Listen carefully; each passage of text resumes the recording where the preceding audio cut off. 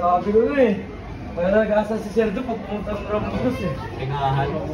Tapos si... Baka nasaktan yun. Tapos si Daboy pa yung titiga. Matik yun. Paano tuloy si Lolo Brun? Tagal na ano, ubos. Eh si ano, si Sereno. Parang malungkot ah. Sila si Jay. Sir! Sir, kamusta? Coach, saan gagawin dyan, Coach? Yun lang. Yun lang, parang malungkot ah. Busan? Tingahan eh. Sabi ko sa'yo eh. Bitaw. Tayo dun eh. Nakuha na si Lolo Bron. Ayun yung pinaka ano eh. Unang sapatos mo eh. Nakuha na. Ikaw may tira.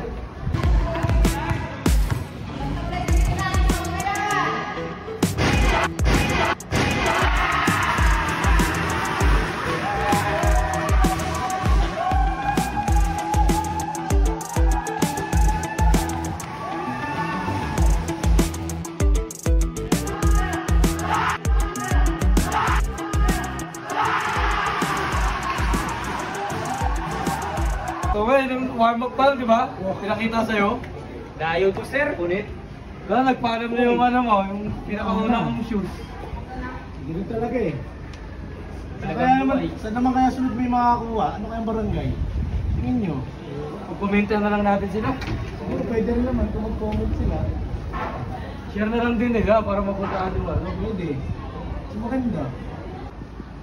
Comment na lang sila, no? Oh, comment na lang, pwede rin kung isi-share nila yun para at least kung mas malayo, mas maganda. Kahit umabot pa ng ibang bansa, gusto nyo mag-Hong Kong tayo eh. Ayun. Para makuha na lang din. Tangkungan. Tangkungan tayo na. Para makuha na lang din agad. Sa bagay, nakuha yung Ja na pink colorway, tapos si Lolo Bro nakuha. Precision. May lima pa. Precision. 4 na precision, tsaka isang GT Cat Academy na kulay dilaw na size 43. Pwede na rin.